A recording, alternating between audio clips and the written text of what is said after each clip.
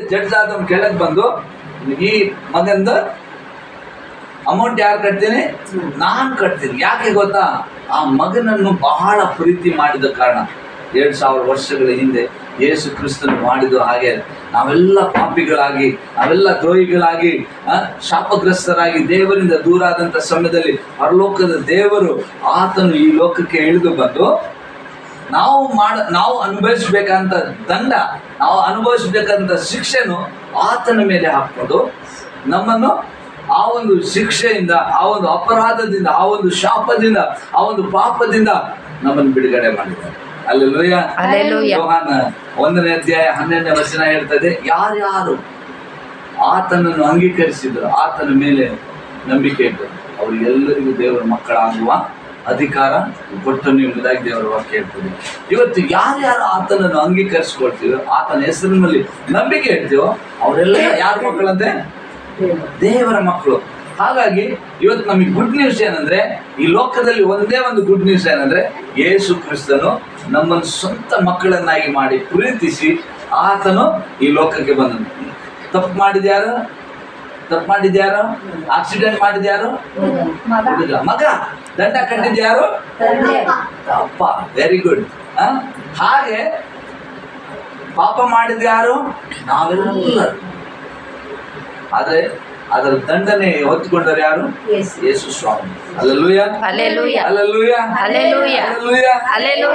ಯಾರ್ಯಾರು ದೇವರ ಮಕ್ಕಳ ಆಗೋದಕ್ಕೆ ಒಂದು ಗುಡ್ ನ್ಯೂಸ್ ಏನಂದ್ರೆ, ಇವತ್ತು ಸಿಂಪಲ್ ಆಗಿ ಈಗ ಪರಲೋಕಕ್ಕೆ ಹೋಗ್ಬೇಕನ್ನೋದು. ಯಾಕಂದ್ರೆ ದೇವರು 2000 ವರ್ಷಗಳಿಂದ ನಮಗೋಸ್ಕರ ಪರಲೋಕದಲ್ಲಿ ಮನೆಗಳನ್ನು ಕಟ್ತಾ ಇದ್ದಾರೆ.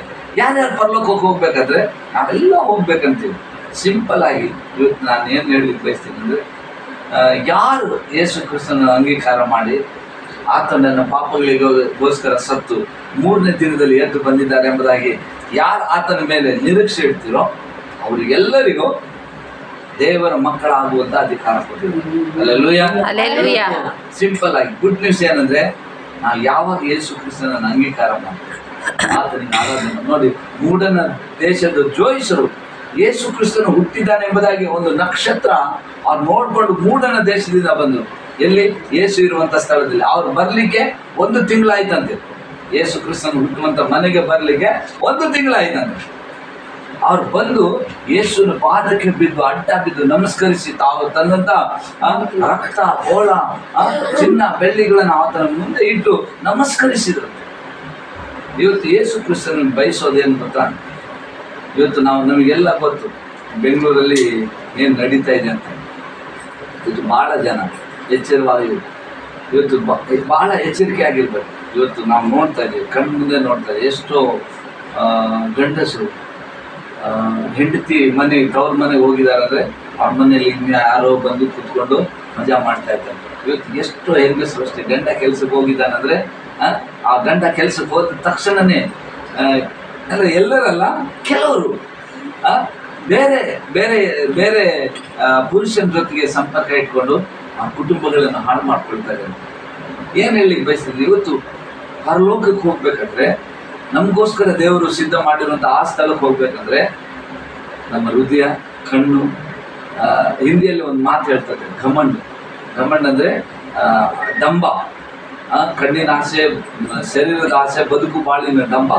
ಈ ದಂಬ ಇದೆಯಲ್ಲ, ಮನುಷ್ಯನ ಜೀವಿತವನ್ನು ನಾಶ ಮಾಡ್ತದೆ. ಯಾಕಂದ್ರೆ ಅಲ್ಲಿ ತಂದೆ ದೇವರು ಎಂತವರು? ಪರಿಶುದ್ಧರು ಅಲ್ವಾ? ಆ ಪರಿಶುದ್ಧರ ಮನೆಗೆ ನಾವು ಹೋಗ್ಬೇಕಂದ್ರೆ ನಾವ್ ಹೆಂಗಿರ್ಬೇಕು? ಪರಿಶುದ್ಧ. ಈಗ ನಿಮ್ಮ ಮನೆಯಲ್ಲಿ ಯಾರ್ಯಾರು ಇದ್ದೀರಾ? ನೀವು, ನಿಮ್ಮ ಯಜಮಾನ, ಮಕ್ಕಳು ಅಲ್ವಾ? ಬೇರೆ ಮಕ್ಕಳು ಇರ್ತಾರ? ಇಲ್ಲ, ನಿಮ್ಮ ಮಕ್ಕಳೇ ಇರ್ತಾರೆ. ಹಾಗೆ ಅಲ್ಲಿ ಹೋಗ್ಬೇಕಂದ್ರೆ ಬೇರೆಯವರು ಅಲ್ಲಿ ಬರ್ಲಿಕ್ಕೆ ಸಾಧ್ಯ ಇಲ್ಲ. ಅಲ್ಲಿ ಯಾರಂದ್ರೆ ಪರಿಶುದ್ಧರು, ಯಾರ್ಯಾರು ಆತನ ಅಂಗೀಕರಿಸಿಕೊಂಡ್ರು, ಆತನ ಹೆಸರಿನ ಮೇಲೆ ನಂಬಿಕೆ ಇಟ್ಟರು, ಅವರಿಗೆಲ್ಲರಿಗೂ ದೇವರ ಮಕ್ಕಳಾಗುವ ಅಧಿಕಾರ ಕೊಟ್ಟಿದ್ದಾರೆ. ಅಂದ್ರೆ ಯಾರ್ಯಾರು ದೇವರ ಮಕ್ಕಳಾಗ್ತಿರೋ ಅವ್ರು ಮಾತ್ರ ಆ ರಾಜ್ಯಕ್ಕೆ ಹೋಗ್ಲಿಕ್ಕೆ ಸಾಧ್ಯ. ಹಲ್ಲೆಲೂಯಾ. ನಮ್ಮ ಲೈಫು ಬಹಳ ಚಿಕ್ಕದು, ಬಹಳ ಶಾರ್ಟ್, ಬಹಳ ಚಿಕ್ಕ ಲೈಫ್.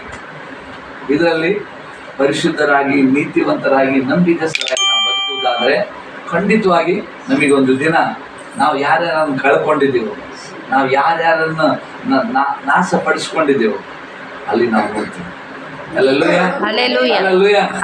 ಜೊತೆಯಲ್ಲಿ ನಾವು ಇರ್ತೀವಿ, ತಂದೆ ಜೊತೆಯಲ್ಲಿ ನಾವು ಸಹವಾಸ ಮಾಡ್ತೀವಿ. ಅದಕ್ಕೆ ನಿಜವಾದ ಕ್ರಿಸ್ಮಸ್ ಏನ್ ಗೊತ್ತಾ? ನಮ್ಮ ಹೊಲಸಾದ ಪಾಪದ ಜೀವಿತಕ್ಕಾಗಿ ಪಶ್ಚಾತ್ತಾಪ ಪಟ್ಟು, ನಮ್ಮ ಮೋಸದ ಜೀವಿತದಿಂದ ಹೊರಗಡೆ ಬಂದು, ನಮ್ಮ ಅನ್ಯಾಯದ ಜೀವಿತದಿಂದ ನೋಡಿ, ಇವತ್ತು ಕೆಲಸ ಮಾಡುತ್ತಾ ಹತ್ರ ಅನ್ಯಾಯ, ಮನೆಯಲ್ಲಿ ಅನ್ಯಾಯ, ಗಂಡನಿಗೆ ಅನ್ಯಾಯ ಮಾಡ್ತಾರೆ, ಹೆಂಡತಿ ಗಂಡನಿಗೆ ಅನ್ಯಾಯ ಮಾಡ್ತಾರೆ, ಗಂಡ ಹೆಂಡತಿಗೆ ಅನ್ಯಾಯ ಮಾಡ್ತಾರೆ, ಮಕ್ಕಳು ತಂದೆ ತಾಯಿ ಮಾತು ಕೇಳದೆ ಅವ್ರು ಹೋಗುವಂಥ ಕಾಲೇಜ್ಗಳಲ್ಲಿ ಪ್ರೀತಿ ಅದು ಇದು ಅನ್ಕೊಂಡು ತಂದೆ ತಾಯಿಗೆ ಮೋಸ ಮಾಡ್ತಾ ಇದ್ದಾರೆ. ಹಾಗಾಗಿ ಈ ನಮ್ಮ ಲೈಫು ಚಿಕ್ಕದಿರುವ ಇದೆ. ಹಾಗಾಗಿ ಇದನ್ನು ಅರ್ಥ ಮಾಡ್ಕೊಂಡು ನಾವು ಬದುಕುದಾದ್ರೆ ಇವತ್ತು ನಮ್ಮ ಕಣ್ಣು ಮುಂದೆ ಎಂತೆಂಥ ಸಂದರ್ಭಗಳು ನಾವು ನೋಡ್ತಾ ಇದ್ದೀವಿ. ಯಾರೋ ಬಾಯ್ ಫ್ರೆಂಡ್ ಅಂತೆ ಕುತ್ತಿಗೆ ಚಾಕು ಹಾಕಿ ಅಲ್ಲೇ ಇರುತ್ತು ಸಾಯಿಸ್ಬಿಟ್ಟ ಅಂತ ಇರುತ್ತೆ. ಮೊನ್ನೆ ಇಲ್ಲೇ ಅಂಜನಾಪುರ ಕೆರೆಯಲ್ಲಿ ಒಬ್ಬ ಹುಡುಗಿ ತಳ್ಳಿ ಸಾಯಿಸ್ಬಿಟ್ಟಿದ್ದಾರೆ. ಇದೆಲ್ಲ ನಮ್ಮ ಕಣ್ಣು ಮುಂದೆ ನಡೀತಾ ಇದೆ. ಹಾಗಾಗಿ ಲೈಫ್ ಭಾಳ ಶಾರ್ಟು. ಸತ್ಯವನ್ನು ತಿಳ್ಕೊಳ್ರಿ, ಬೈಬಲ್ ಹೇಳ್ತು ಸತ್ಯವನ್ನು ತಿಳ್ಕೊಳ್ರಿ, ಸತ್ಯವನ್ನು ನಿಮಗೆ ಬಿಡುಗಡೆ ಮಾಡ್ತದೆ ಅಂತಾಗಿ.